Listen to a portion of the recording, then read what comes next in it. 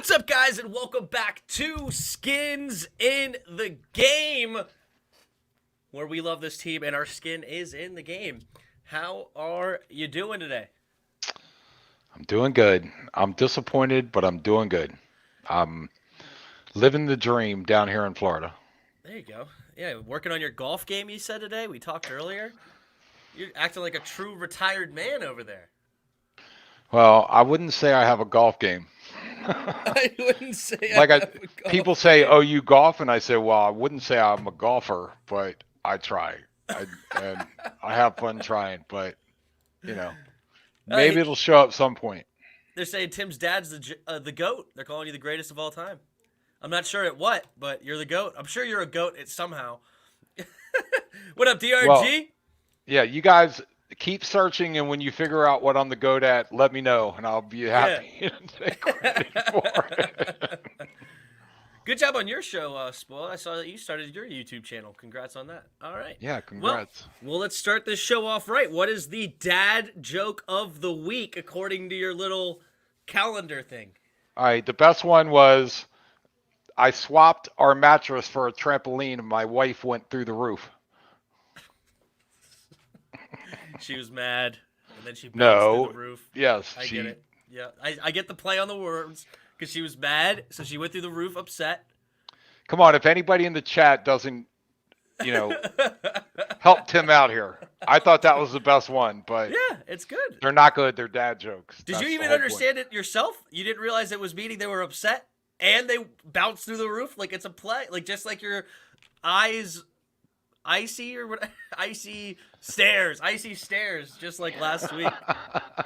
Yeah, and I got the same blank look from you, like, oh yeah, I got it now. Oh, you got complete icy stairs. This week I got it pretty quick. Awesome. All right, so these things happened last Wednesday, but we go live on Tuesdays. So we have yet to see what Dad's thoughts on these, because we did talk about last week that we needed a new kicker. And we wake up the next day, like Christmas morning, opening a new gift of a new kicker. And now it is Chris Blewett. Yeah. All right. I would bet $1 million that we could pick 100 possible names, 1,000 possible names of our kicker, and it would not have been Blewett, which he got his first kick blocked. So we were all laughing and going, "Oh, he blew it." But again, last week I covered the stats that Hopkins was 12 for 14, not including the extra points. But again, to your point, that when they have a 48 or 52-yard field goal, they go for it because he can't kick it that far. So maybe Blewett's a new guy that has a strong leg. Yeah, he did good on the touchbacks this last week. Yep. He had, I think, 3 kickoffs, and all of them were touchbacks. They looked strong coming off the leg. The one he made a PAT and a field goal. Both of those were right down the middle. I appreciated those. Of course, it does stink that the one was blocked, and it looked like he did kick it too low. So it Oh yeah, like, the guy barely raised his hand. And by the way, spoiled Ophid, thank you for the vote of confidence there, or the congratulations that I deserve my retirement. Yeah, I had to put up with this guy for 18 years in the house. Yeah. Too long. So I appreciate the sentiment. But yeah, he kicked it. I mean, the defender, it wasn't like the defender jumped 30 inches in the air to get blocked it. He basically raised his hand up and hit it. And by the way, I played kids football, and you stick your hand in front of a ball that's kicked, it does not feel good. Yeah, they gotta wear like special gloves on kick. Like go change out their gloves with like 3 Kevlar. inches of padding. Or Kevlar, yeah. It's got to be Kevlar gloves. Just these huge, like looking like #1 fan out there. Like, yeah, with padding like this thick. Yeah. Wonder if they could do that. If they could come out with like giant mittens on that were like, because like some people wear casts and things like that. Like, I don't think there's any rules on like what size of casts or gloves you could wear, right? Like, why Well, not that's wear true. punching gloves when you're going Well, punching mitts? I get your point, but I'm pretty sure they can't wear 6-foot gloves when they're sticking in like. You But get they're out there with like broomsticks, like basketball coaches. yeah. Shoot over me! Shoot Yes, over me! that was a Morgan Wooten thing at DeMatha. Yeah, I'm sure a lot of basketball coaches. I know the St. Mary's has like this whole dummy thing that stands like straight up, super tall, as if they're Dirk Nowitzki with LeBron James vertical leap or something Yeah. like that. I just remember back in the 70s, Morgan Wooten had it. They were going to play a team that had a guy that was like 7 feet tall or huge, and he basically had the defense. Everybody in the defense had tennis rackets, and Mhm. he taught his guys to shoot over the tennis rackets. And then when they played the guy that was 7 feet tall, it was like no big deal. But I'm sure since then, 100 people have used it. But Apparently, I have another 50 years of working left. Why are you gonna put that on me, Spoiled? Why are you gonna put me on that? Maybe I can retire by age 43 or something cool. Maybe I'll hit the lottery, and well, you gotta play the lottery to hit the lottery. So maybe I will. well, the only thing I would say is you got to start working before you can start counting your years of work. Oh, I don't work. Thanks. I see how you really feel. No, I'm just kidding. You no. I'm just giving you a hard time. But Yeah. All right. So, and then the other thing that happened last Wednesday, we had a lot of interesting things. Landon Collins. Landon Collins moved to, or is told by Ron Rivera that he's a downhill linebacker. What's your theory on why it took so long to tell him that? because I think they listened to him. They were paying him a lot of money, and he was like, "I'm a safety. I'm not a linebacker, and I don't want to move." And maybe they gave him as much rope as they could, but that's the only reason I can think of it because that's in you. We've had that conversation where you were like, "Why is Ron Rivera the last one to know?" It's the only logical thing I can say is that he talked to Landon Collins on many occasions, and he was like, "No, coach, I'm a safety. I can do it." And he kept letting him do it, and then finally had enough. It's the only logical answer I have. So, Yeah, I had a whole theory of like, okay, so if you just go over top of his head, right, and say, "Nope, Landon, we know you suck. We know you can't be safety. You got to move into the linebacker spot." He probably would have animosity going into the season, right? Like, I only played 6 games last year, or 5 games, whatever it was, before he got hurt. Like, I'm just learning your new system. Like, give me an opportunity to come in here and work with this great team around me and everything. Yeah, I know. You see Spoiled saying I got exposed. Yeah. Anyway. I did see that.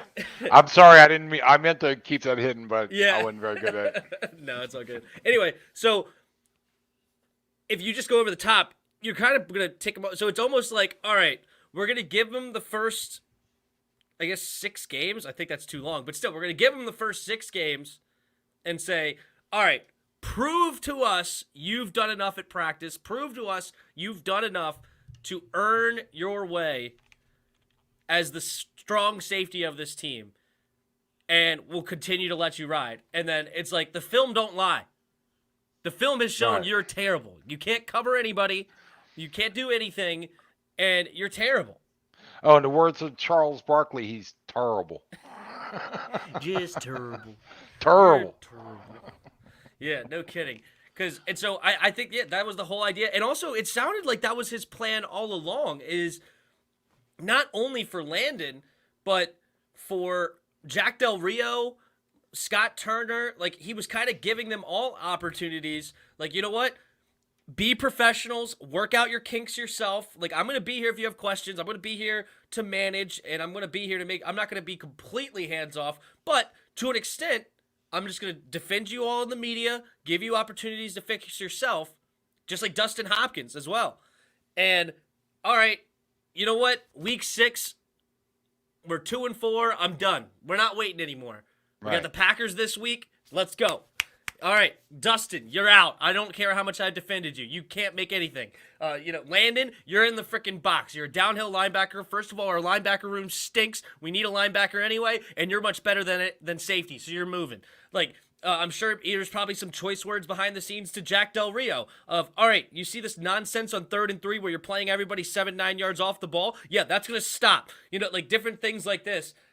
All right, no, we are going to have it my way now. I gave you guys opportunities. Now you got to come to me. And it's an interesting thing because I think you earn respect that way in a weird way of, all right, you gave them the opportunity. So, no, I agree. I agree failed. with you completely. Instead of just micromanaging me right from the get-go and don't even give me an opportunity to try to do things that I want to do. So it's interesting. All right.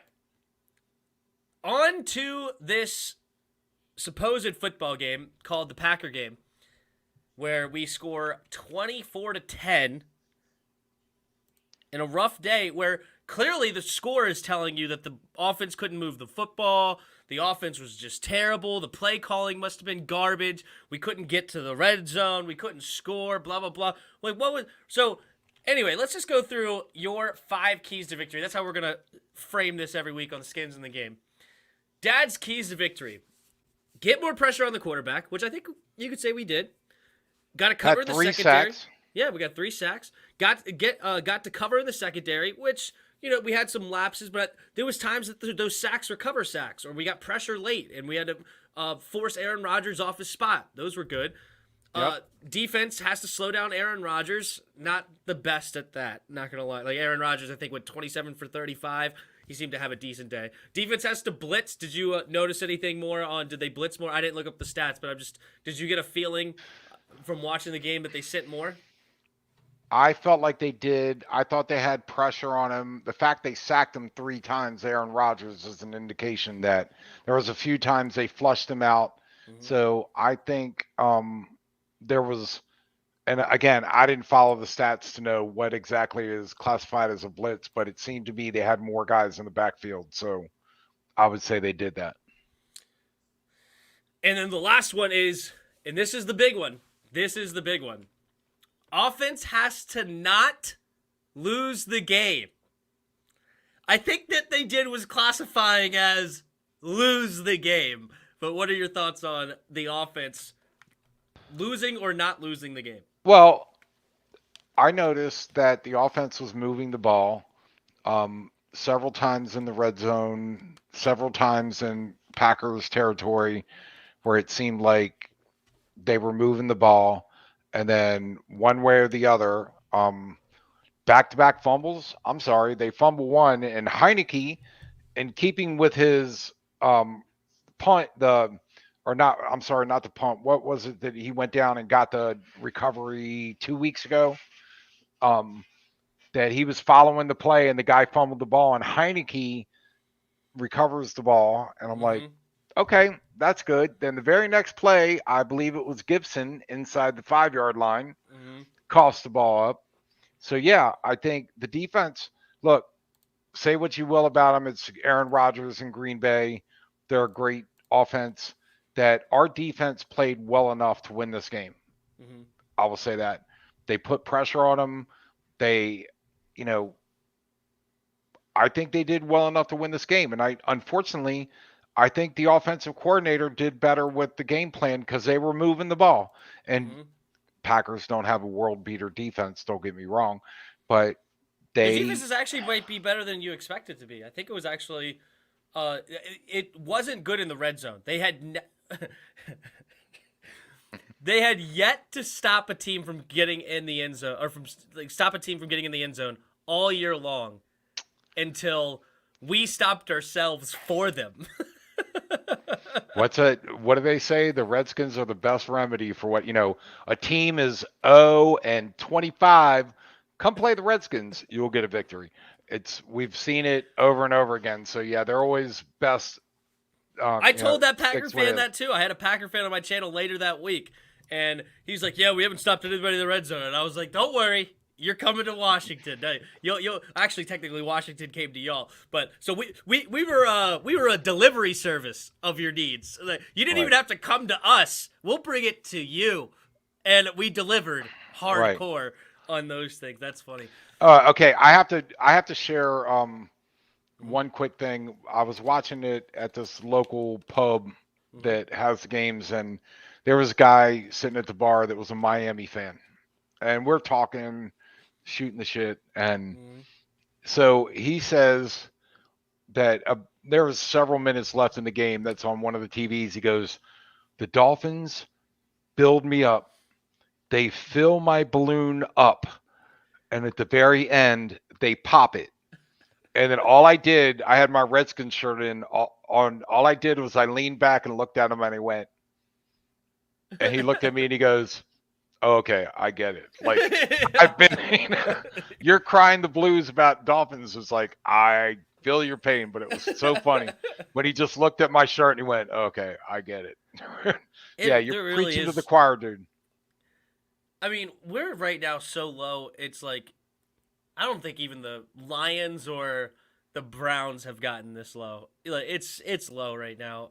What's putting on the field and what's going on off the field, which is a whole nother debacle. But yeah, just to go back to this point, yeah, the offense completely botched this game in many ways.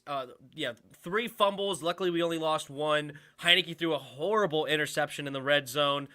There was a couple of missed calls in the red zone, but we had our opportunities to score. So who cares? Like, we can't blame the refs when we're diving at the half-yard line or we're dropping a touchdown pass with our great Terry McLaurin, who we love, but he dropped a touchdown pass. Like, we just kept shooting ourselves in the foot like an unbelievable. As I said in my breakdown or my recap, we found new ways to lose a football game. Like I've never seen Well, this before for the Skins. and I understand your sentiment about the refs don't win or lose games. I get that. Hmm. But that call on Heineke, and we can cover that right now if you want to, Let's do it. but that call on Heineke changed the complexion of the game. Now, I heard after afterwards that this is the rule of the slide, Hmm. that the NFL has decided that if you go feet first or you go head first, it's no different. So, real quick, first of all, I think it's bullshit because I Yeah. think Well, he there is a slight difference. Let me just. There's a slight difference. So but your overall the general point of what you're saying is true. I just want to make sure that you understand. So the slight difference between a dive and a slide is a slide the play stops as soon as you go into the slide. Like you don't even have to touch the ground yet. As soon as you back up and clearly are giving yourself up, the play's dead there, and that's where the ball is placed.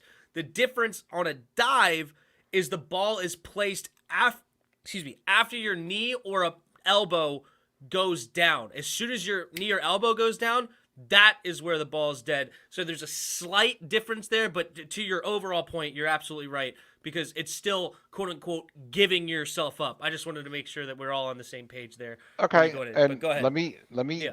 I was looking this up and I found this interesting little tidbit from Pro Football Talk, Hmm. NBC Sports. It's not the gospel of the NFL, but they said in this That's because we paragraph, are. well, of course, not everybody can be the gospel, but basically they said in 2018 the NFL is considering a player to have given himself up if he dives head first, the same way a player has given himself up when he slides feet first. That means a player can't be hit after he goes into a head first dive, and it also means the ball will be spotted at the point where the player began to dive, just like where he began to slide, which means last year when Heineke dove at the end zone and got the touchdown against Tampa Bay, he should have been down the second he dove. Hmm. And that's what so you're saying, and now they're tweaking it to say, well, if he dives head first, he's got to hit the ground. Yeah, But if you that's the difference. Yeah. But no, it's again, show me I couldn't find the rule. Show me the rule in the NFL that says if you slide, the moment you go into a slide, and again, arbitrary, Mm-hmm. at what point did you go into a slide? The same thing, at what point did you go into a dive? It's like you either hit the ground or it's dead. So as soon as a quarterback takes the football and dives forward, he's down. The same as the slide. Well, now they're saying, well, if your knee has to touch down. And again, I'm not saying you can't find it. Anybody in the chat that can find the rule, please find it for me. I can't find the rule. This is the only thing that said that the moment he dives, he is giving himself up and he is down the moment he dives. And I'm telling you right now, quarterback sneaks would be killed. You couldn't do a quarterback sneak because he's diving forward. Yeah. He's giving himself up. He's down. I say it's a bullshit rule. And find it in the NFL's rule book that shows, well, if you go feet first, the minute your feet go out in front of you, you're down. But if you go head first, you got to touch the ground first. Couldn't find it. I didn't do an exhaustive search, so please, anybody out there, show it. Yeah, so it's interesting. It looks like the quote-unquote letter of the law or whatever, the letter of the book, is not how they call it. Because how I just described it is like how the head ref describes it, or like that's how they call it. That's because this happened to us before with the Buffalo game. I don't know if you remember diving for the first down. Remember when he dove for the first down and his knee hit short of the first down marker, even though he got past it when he dove for it? And I said the same thing because it's like, oh, he gave himself up. Okay, well, the linebacker dove on his back then. Where's the flag? If he gave himself up, then that's an unnecessary roughness hitting a player when he's already down. Where's the flag on that? But they're not consistent there. But anyway, that's how it was explained when they brought in the head ref for that Buffalo play, is when you dive forward and you hit the knee. But see, it says here, though, sliding feet first on the ground. When a runner slides feet first, the ball is dead the instant he touches the ground with anything other than his hands or feet. But that's not how they're calling it. They call it as soon as he goes in to the slide. As soon as, like, if he slides at the 38 and then, goes into the 40, it's at the 38 that he's, absolutely. He's down. And that's when he, you kind of, how it looks when you go into the slide. When you start making that, you're backing up. Yeah, your feet go out in front of you. Out. Yeah, you don't even have to touch the ground yet. Like, that's not how the rule is actually called on the field. But I'm right here on NFL operations, NFL.com. Like, it's the down by contact rule, Rule 7, Section 2, Article 1. Like, it's official rules. And what they have in this book is not how they call it on the game. If the quarterback does not immediately drop to a knee and contact from rushing defender is avoidable, it is not a foul unless the defender commits some other act that would constitute unnecessary roughness. I don't know. But anyway, to your point, though, QB sneaks, completely out. Heineke's dive, completely out. Like, it's weird how they pick and choose when they want to call this rule correctly. But the rule just needs to be, it's obvious. If you dive head first, you're not giving up. If you slide feet first, you gave up. Yep. This isn't rocket science. We don't need some weird, arbitrary, I'm diving head first, but I'm also giving up at the same. No, you're not. You're advancing the football. Yep. Hence why you dove and moved the football forward. Like, you're 100%. Trying to get to the end zone. This is not, I don't know who, this is people outsmarting themselves in a meeting room of trying to figure out what in the world, how can we call this the quote-unquote best way possible? And they come up with some weird, convoluted, just like what you used to say of the hit rule. Make them wrap up. If they go like this at a defender, it's legal. If they go like this, illegal. If they go like this, illegal. It's not hard, and the refs can easily see this. I went like this and I hit him. Okay, our heads collided. Whatever. I went for a tackle. just like I'm supposed to. I come up and I rap. It's an easy fix to this rule of, all right, was that a head-to-head? Was that unnecessary? Was this, that, blah, blah, blah? No. Did he rap? Or did he go like this? Did he give him the forearm shimmy? If a forearm shimmy, penalty. Yep. And it's It's not... a rugby rule. You Yeah. cannot hit. You have to tackle a guy like this. And I'm going to tell you right now, if I'm running at you like this, I'm not going to hit you as hard as if I'm running you like that, because I'm going to hit you here, and that's going to feel differently than. So it's a rugby rule. And again, I agree with you. I think the NFL is intentionally vague because they like Monday morning water cooler talk, and they won't ever fix. It's like the whole review thing. Why don't they just have people that watch the ref from above? Remember, was it 2 years ago where they said they're going to have a ref that was watching video for head injuries, potential head injuries? And Was I'm going that to the tell you right. NFL or was that the XFL? Wasn't the XFL the one that said they were going to have like an eighth ref or No, something like that? no. This was the NFL that they were going to have a guy in the skybox. Mm-hmm. And I'm telling you, every single time a running back runs, he leads with his head. Mm-hmm. And it is up to the defender to avoid it. Well, why don't they call the running back for leading with his head? Why is he allowed to do that? It's dangerous for him. It's dangerous for the defender, but they don't call that. Right. Derrick Henry, you don't think Derrick Henry puts his head down for the last 3 or 4 yards, and it's up to the defenders? It's like, hey, dude, you can't lead with the crown of your head. If they were all about head safety and neck safety and all that, they would change that rule. But it's not. It leaves it gray areas so they can make arbitrary calls that I'm not saying everyone affects a game, nor am I saying that this one call would have changed the outcome of the game. But I do believe it changed the complexion of it. Now they got 4th and goal. They don't get it, and now they don't score. And I think it's a touchdown all day long, twice on Sunday. 100%. And yeah, and I started this whole segment on we need to complete the plays. Like the ref didn't stop us from dropping a touchdown pass wide open for Terry McLaurin. The ref didn't force Heineke to dive. He could have just walked in. Like, why in the world he dove in the first place is beyond me. You just needed to walk into the end zone. It's that easy. Like, it's like, it's not a complicated thing. Oh, apparently somebody never knows what you're saying.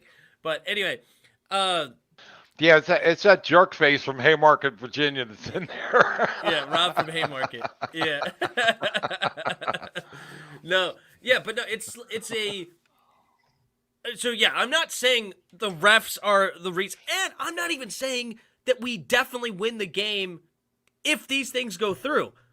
Because, say, like, the defense played better, this, that, whatever. I got opinions on that, too. We can go into that. But Green Bay took their foot off the gas when they're up 17 late in the third quarter. Oh, yeah. Like, this is not Aaron Rodgers' 2-minute drill, which he did before the half. Did you forget about that one, right? Like, he destroyed us. Yeah. In that play right there, like in that drive. Because we had a chance to be up to 10-7, and then he got the ball back and went, oh, we're tied. Hold on, I need another touchdown. Here you go. Yeah, exactly. So, yeah, I agree with you. I'm not saying that anything we're talking about right now would have changed the outcome of the game.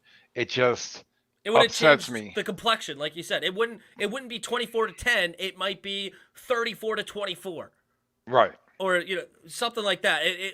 We would have had more good to say about the offense than we do today because of our lack of success in the red zone. So yeah, it's bad. And there have been a few former players coming out saying the NFL is rigged. Yeah, Dad was talking about that before the show. Larry Johnson and Benny Cunningham are two guys that have come out and said that the NFL is rigged. I can't say the NFL is rigged. Like, there could be little things, I guess, that you could call it rigged, but I don't think it's completely scripted like the WWE.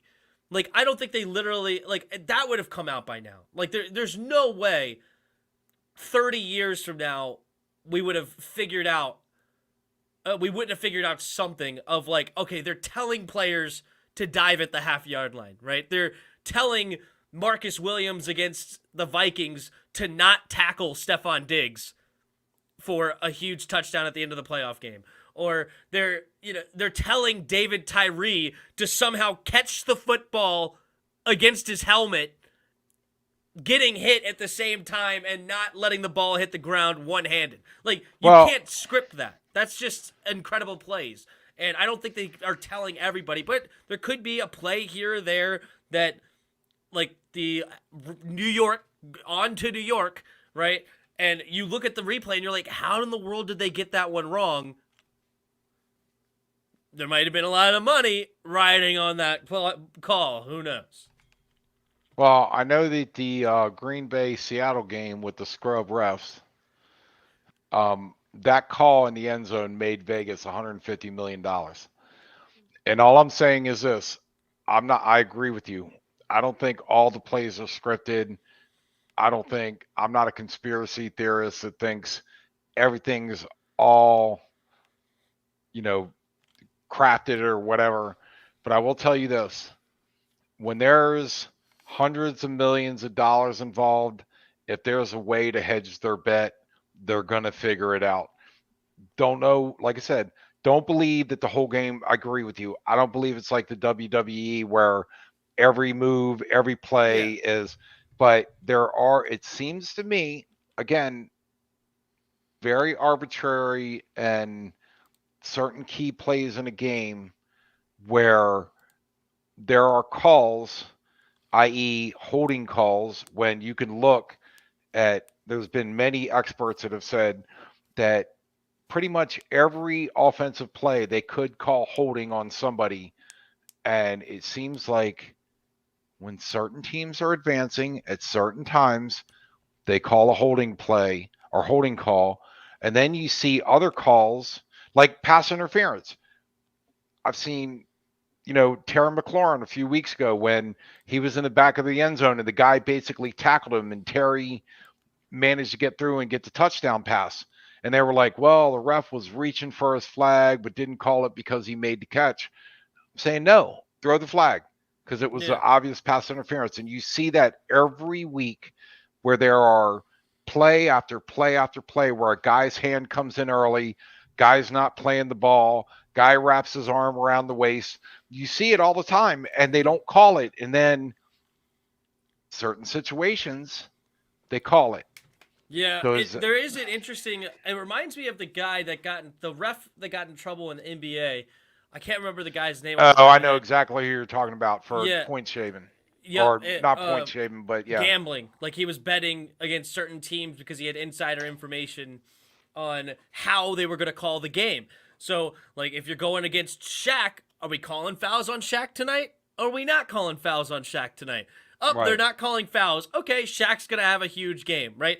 Or there could be easily some of that. Like, all right, like, hey, you come into the meeting room for the refs, right? And the head ref sends in the paperwork or something like that of the notes of the game. It's like, hey, number 77, the left tackle, we've reviewed his game tape, and he's holding a whole lot. We're going to focus in on number 77 for Washington. I'm just making up things. But, no, I get what you're saying. And number 77 is holding a whole bunch.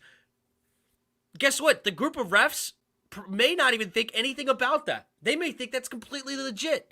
And they may not think anything of like, oh, I need to report this, of, hey, they're making it a point to screw over Washington, right? Or, screw over the Patriots or screw over the whoever. No, I get your point. It's a valid point. And where that's not something that would easily come out, because you're getting people to do things without telling them why you're doing them, or giving them a legitimate reason to be concerned about why you're doing them, right? Like, because, hey, there's points of emphasis every week. Maybe, hey, we're really going to break down on pass interference this game. And and the refs may not think about it too much, but, hey, maybe, I don't know, Michael Thomas or Devontae Adams or something consistently pushes off.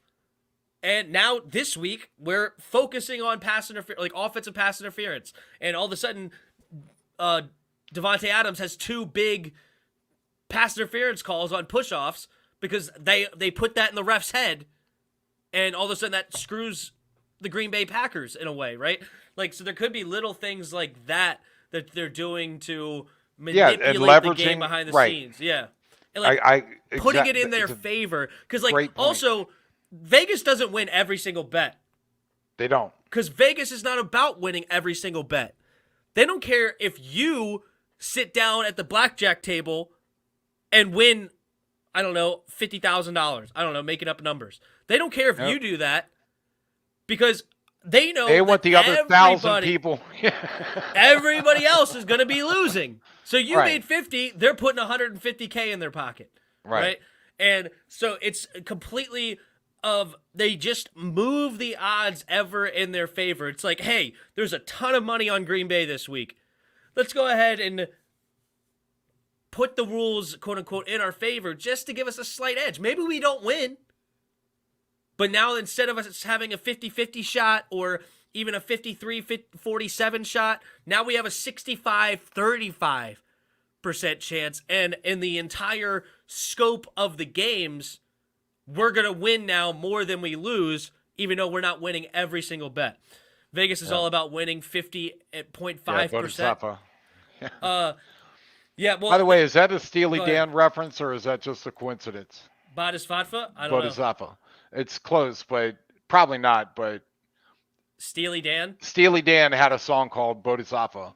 That's why maybe it's just a coincidence. But maybe. But no, he's exactly right. Or I don't want to be like, I'll say they're exactly right. It's he, or at least I've said he multiple times if they never corrected me. Bod's a regular. He's here all the time. But no, you're exactly right. They're not gonna slam through it and win 100% of the time. Mm-hmm. To his point, as long as they're up 50.5, and look, if you're talking about hundreds of millions of dollars, 0.5% is pretty good at the end of the day. I mean, I'll take it, I guess. I'll take half that in cash, just so you know. But yeah, it is close, but no, it's not. Bodhisattva? I don't know. No, it's not. Okay. So it's not a reference. So you're way off. You're wrong. You're terrible. No, wait. He said it is close, so apparently he got the reference, or he looked it up. I don't know. Either way, that's fine. No, I'm just giving you hard times. No, but anyway. All right. I just want to know. I know it's a tough one. It's a tough loss, but go ahead and we're gonna do this starting now every week. Is give me your player of the game. Who's the one player that you appreciated the most? Well, and I know you said that Terry had a couple drops. Well, he had one in this game. One. Well, he's had a few drops over the last few games, but this game he only had one. Well, and I know he came up. He actually outdueled the receiver or the defender, excuse me, to get the touchdown pass. Mm-hmm. Oh, he had a big day statistically, yeah. Yeah. So I like him. I like how he fights for the ball, and yeah, he's going to have his off days, but I like Terry McLaurin. And the running. Nothing wrong with that. It's either between him and Gibson. Well, I would say if I had to choose between those two, give me Terry. Terry had the bigger day, and also Gibby lost or had a fumble. Luckily, it didn't get lost, but he did fumble the ball. So he had a drop as well. So if I had to choose between those, I think Terry's a good one because he had like over 120 yards or something like that, right, with a touchdown. So he had a big statistical day. It was one. He's a baller. I just like him. He's a baller. He just comes out there and plays every week and fights for it and brings it every Sunday. And I just like him. He's a workman. He runs great routes, and he'll go up more times than not. You know, hold on. I'm reading. No, you're good. Gets enlightenment by sitting on his arse and thinking of shit. I get enlightenment by sitting on my ass and eating. Thus, fatfa instead of satfa. All right, that one. That, by the way, beats out the dad joke for the week. There you go. Everyone was fumbling. Yeah, I know. DeAndre Carter had a fumble. Of course, Heineke had a fumble. Yeah, we had 3 fumbles that day. It stunk. But my player of the game is Jonathan Allen, dude. I love that dude. He had 2 sacks on the day. wreaking It's a good havoc one. in the middle. We actually stopped the run pretty decent. Aaron Jones did not go off in the run game. I think it was like Aaron Rodgers had a couple of decent runs, but we did a good job overall against the run. But yeah, I give Jonathan Allen the player of the game because I love that dude, and he showed up big for us. But I think Terry McLaurin is completely worthy of player of the game as well because, as I said, I think it was like 7 catches, $120 something, and a touchdown. So not No, a and bad one to choose. I agree. Your pick is equally as good because he was a beast in the middle. That's one in a row that we agree. All right. Yeah, Dad was close. I would. Gotcha. By the way, I wouldn't expect that every week, everybody. We're not going to agree very often. What do y'all think about Denver this weekend? Yeah, we're going to get into Denver for sure. But before we do, I just have 2 other things before we go ahead and hop into the Broncos game. What are our chances, in your opinion, of making the playoffs? And let me go through this real quick. Because remember last year we were 2-7 before we went on a 5-2 run to end the year and make the playoffs. Of course, this year, Dallas is looking pretty good, and Dak Prescott's not hurt. So I don't know if we can win the division, but we're still only sitting at 2-5, and our schedule pretty much lightens up a decent amount. Broncos this week, they've lost 4 in a row. They're reeling right now. Panthers got destroyed by the Giants. They also lost to the Eagles, so they're reeling right now. Eagles, they aren't a really good team. They show up some weeks, don't show up other weeks. So we got them twice. The Seahawks don't have Russell Wilson. Did you know Go ahead. that the Seahawks defense is number 32 or 31 in yards allowed? They're in last place in yards allowed. And that's why you picked the over yesterday, wasn't it? Yes, I did. Yeah, but you didn't look at the weather. Jameis Winston was before last night like 0 for 6 on rainy days and had 6 touchdowns to 12 interceptions. That's why I picked the Seahawks and the under, and I got the victory. But anyway, so then we have the Giants who we beat already. Yep, Giants already. I don't usually do very good at Otis, so I'm actually doing really well. I think I'm like 22 for 12 right now, or 22 and 12. I'm actually doing pretty decent. Anyway, season's not over yet. Just not over, not even close. And then Raiders, the Raiders aren't world beaters. So if we win all of those games and then we somehow find a way to upset the division rival Dallas Cowboys, that puts us at 10-7 and most likely in the playoffs. If we do all that. Now, I'm not saying that stuff's likely. I'm not saying that stuff is a guarantee by any stretch, because this team has shown that we could find ways to lose when we shouldn't, or at least find ways to lose in heartbreaking ways. But what are your chances that we make the playoffs? What, my estimation? Yes, your very high caliber calculations. All right, I'm going to steal a line from Animal House. And I don't know how many of you out there are old enough to remember that. I know Rob from Haymarket remembers it. But I'm going to say when Principal, and I can't think of his name, Dean Wormer, is going through their grade point averages, and he goes to John Belushi's Mr. Blutarski. 0, they're talking about their grade point average. 0.0. And I'm sorry. I would love to be wrong. You know what? You guys know me. Every time I give a prediction, I predict the Redskins are going to win because I'm just a homer like that. But I say 0.0. Mm-hmm. I give us like a 3% chance.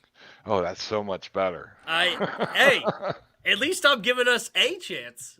Hey, this is rare that me and you are on the opposite ends of the optimism spectrum. Right. Even though I'm not really on that much of the opposite end, I should say. By the way, I'm not really on the opposite end, right? That's funny. Go ahead. By the way, I just wanted to give credit to the chat, giving credit to Animal House and 70 Chip with was it over when the Germans bombed Pearl Harbor? And the line was, it was the Japanese, wasn't? Shut up, he's on a roll. Great reference, 70 Chip. Thank you. Oh, that's pretty good. We have maybe a 10% to make it. I saw Animal House at Skyline Movie Theater. Interesting. Wow. So yeah, we have some old heads here, not just the young. So hey, and you know what? Has to get I hurt this week for us to make the playoffs. Go I'd be ahead. willing to bet you you know what, Tim? I'll bet you $1. Mm-hmm. Your 3% to my 0%. That you know what? We'll talk about that later. I can't figure out a good bet because I hate betting against the Redskins. It just goes against my grain.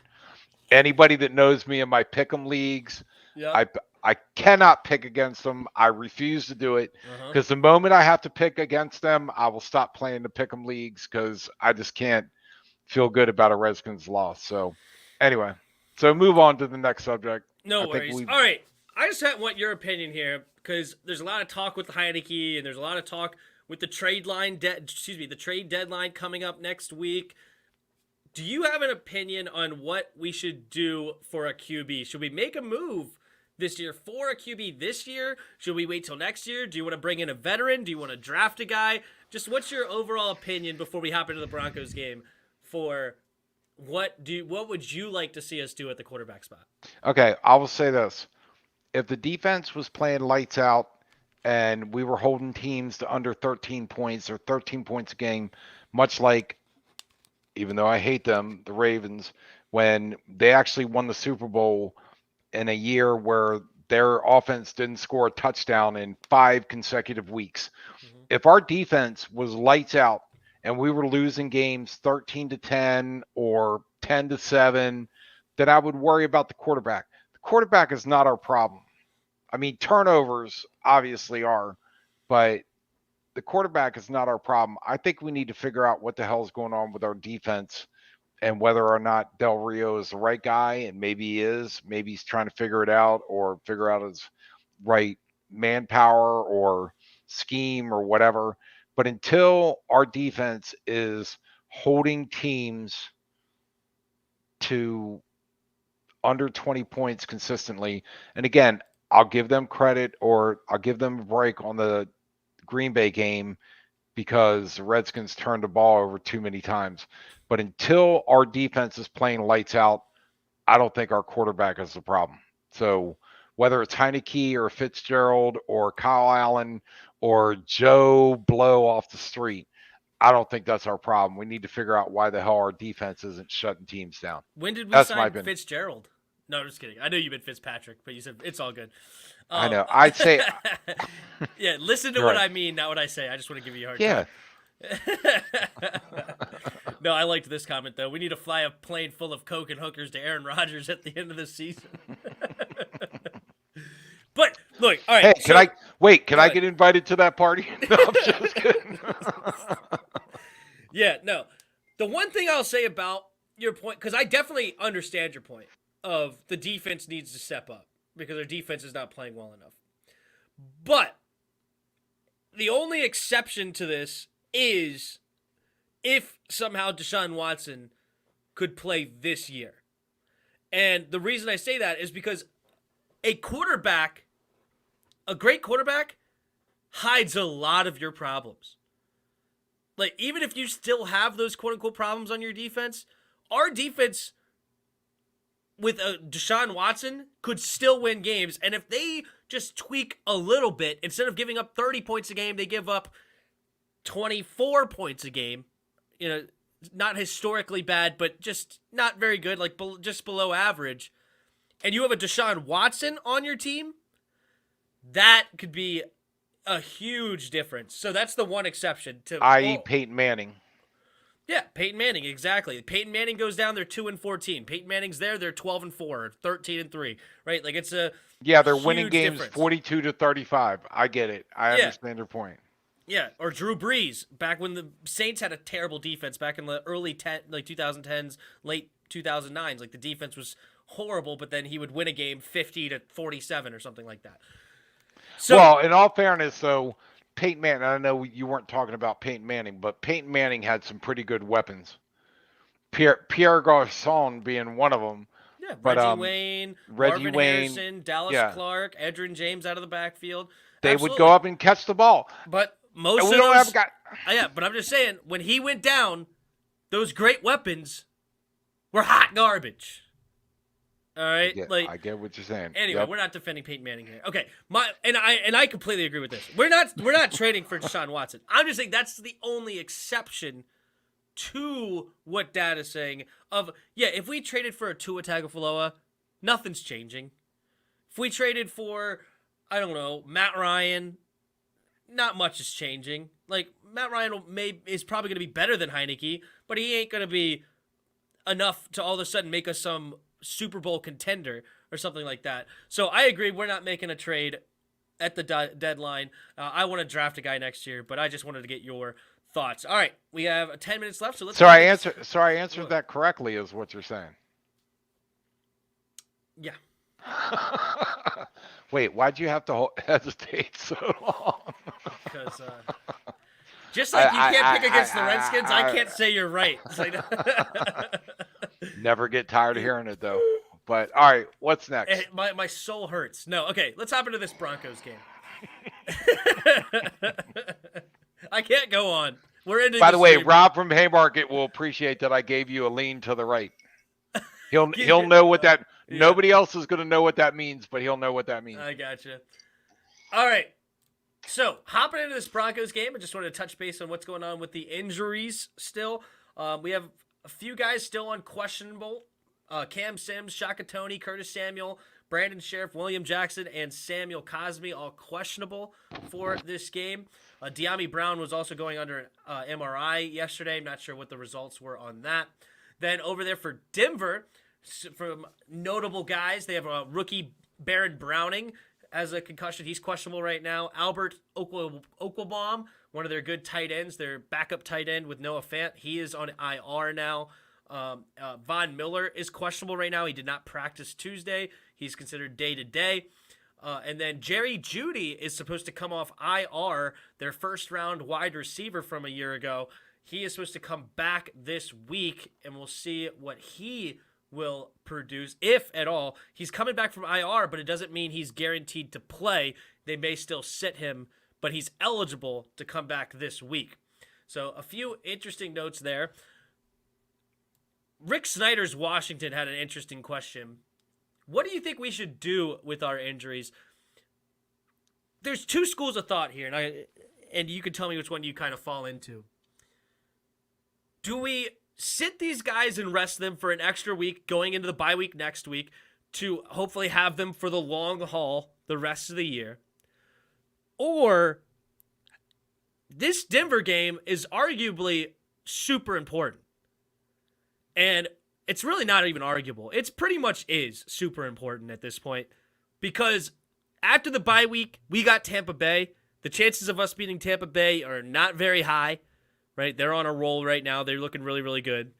Then, if we lose this game and lose next game, that's going to put us back at 2-7, and we're not winning the division at 8-9.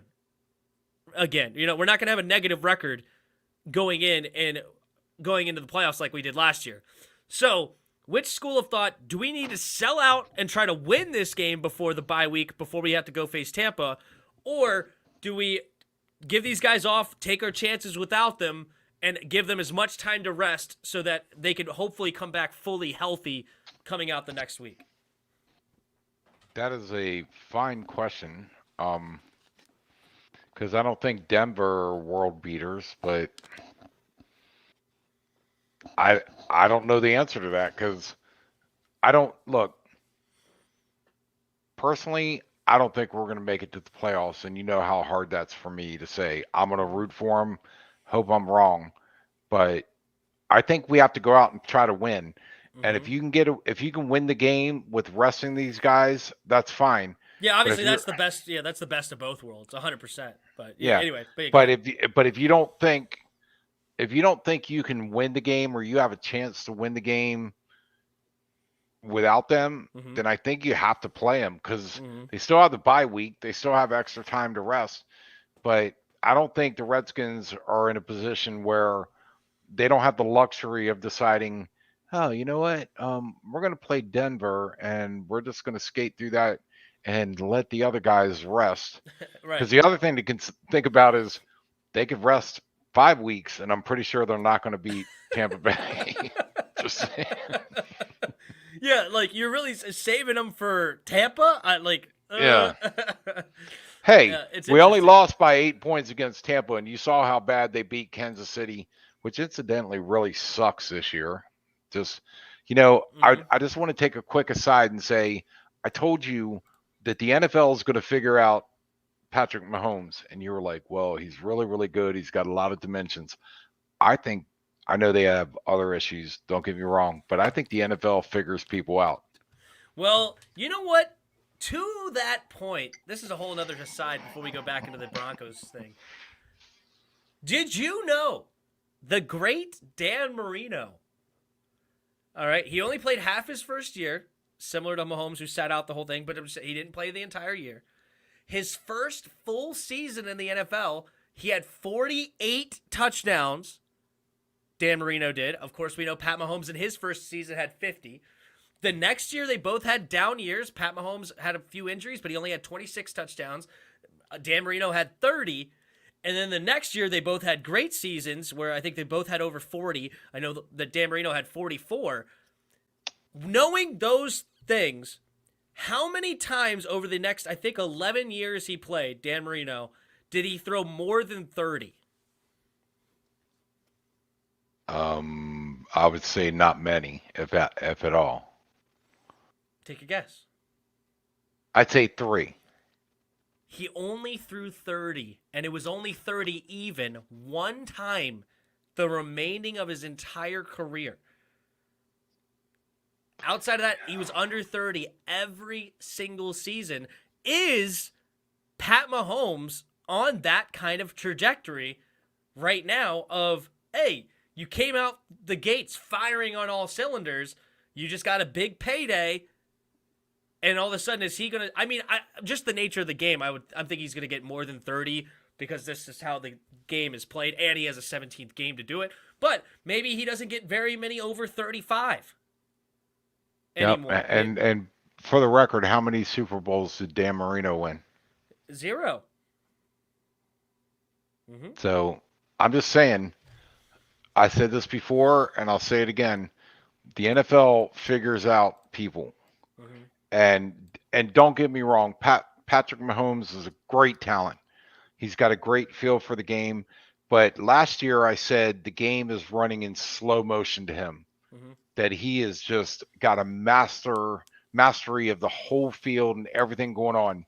This year, not so much. Not so much. That's not, you ain't lying there. But anyway, all right, enough about Mahomes. So, Yeah. of course, Denver played last Thursday, so they basically have kind of a makeshift bye week coming into this week. So they're going to have 10 days between the games. And we, of course, played Sunday. And that's going against us. They have Teddy Bridgewater, who is very reeling right now. He came out blazing, but that was against teams like the Jets or the Jaguars. They played pretty much garbage to start the year, and the Giants, I think, was the other team when they started off 3-0. What are your keys to victory for beating the Denver Broncos? It's very easy. Mm-hmm. Don't turn the ball over. Don't turn it over. Make every field goal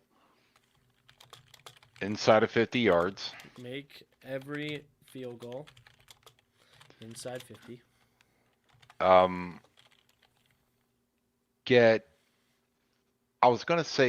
say get at least 3 sacks. And our defense, meaning sacking them and win the turnover battle. Well, I just said don't turn the ball over.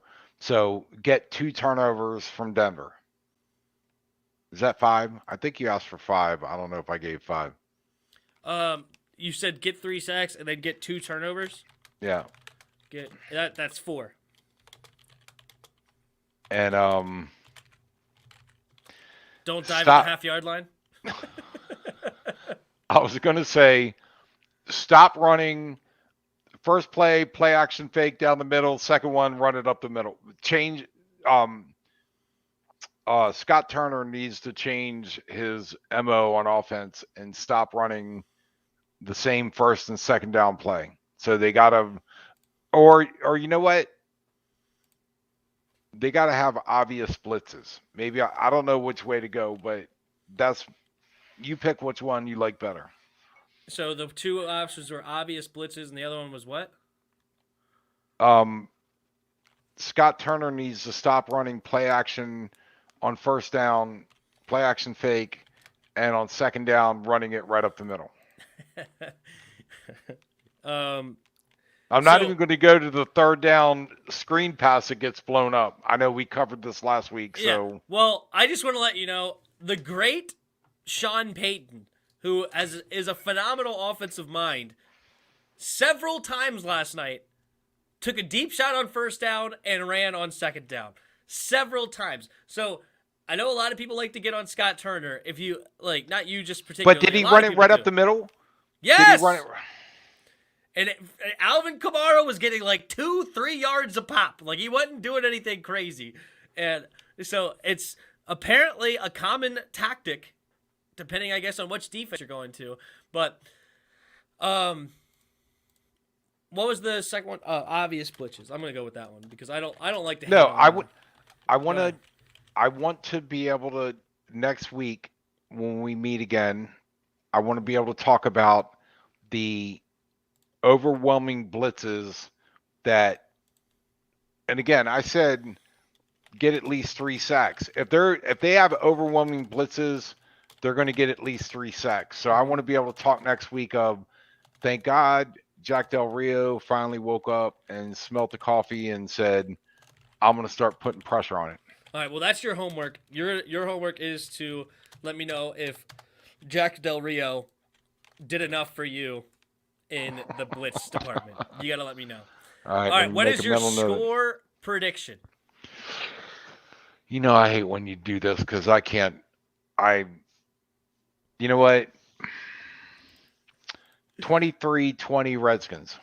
23-20 Washington. By the way, what was our score total? I think you won because you had like 27 to. You had to have the over on the score. No, you might have won because you said it was 20.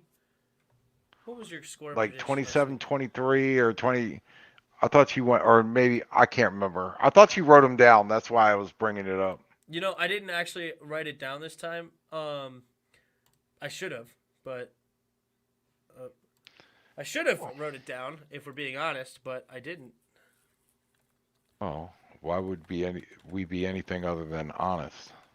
Yeah, because why would?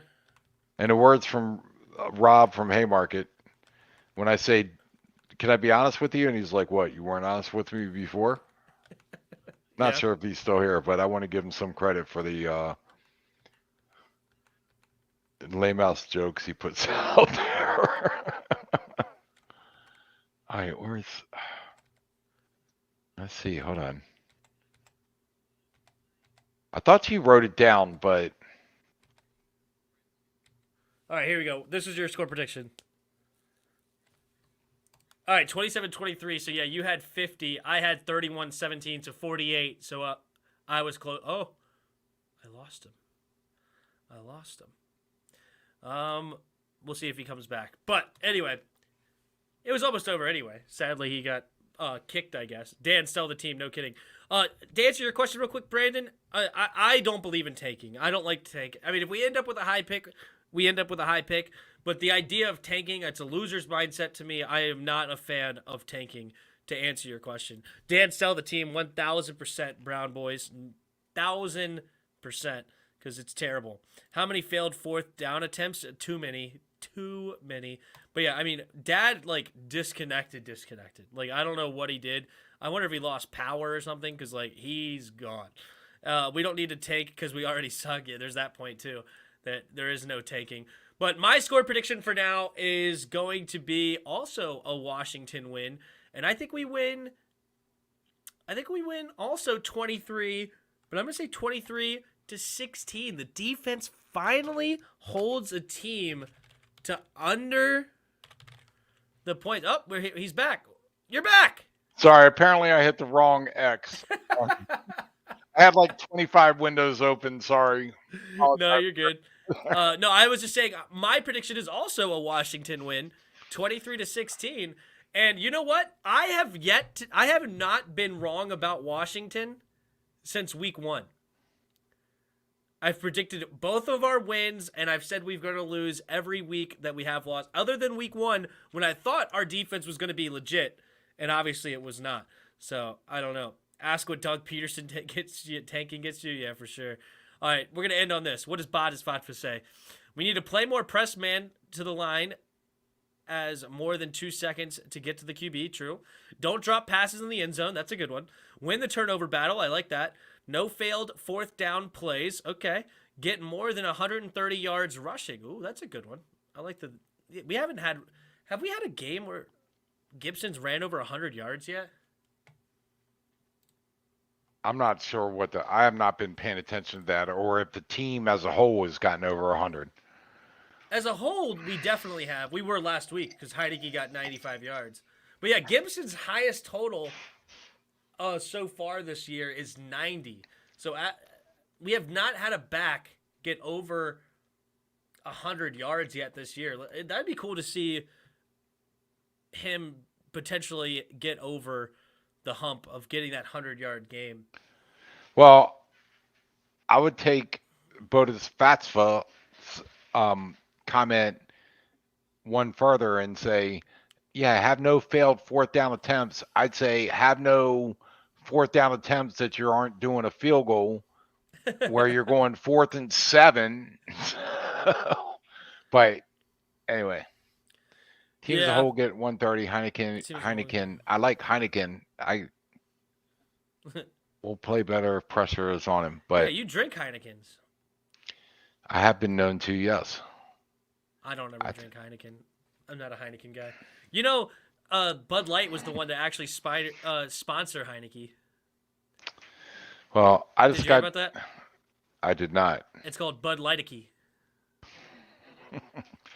But we have a new dad joke. No, Heineken messed up. They had a perfect opportunity to sponsor Mr. Heineke, and Bud Light swooped in and said, "Yo, we'll do it." So he gets free Bud Lights all over the place. Good for him, I guess. But all right, it was fun. Any last words before we roll out? Go Skins. Hail, baby. All right. Thank you, everybody in the chat that hung out with us today. Bodies Fatfa, Thiago, Brown Boy Sports. Yeah, a lot of great comments out there. It made me laugh. Wings, Thank you. Pat Hanlon. Rob from Haymarket. B. Nizzle was here. Asan Moore, what's up? Everybody else. And then, of course, everybody that's watching after the fact. Thanks so much for hanging out and watching us after the fact. I don't know why you did that, but thank you. And, yeah. And if we have nothing else, we're going to roll out. All right. Thanks, everybody. See you next week. Yep. And until next time.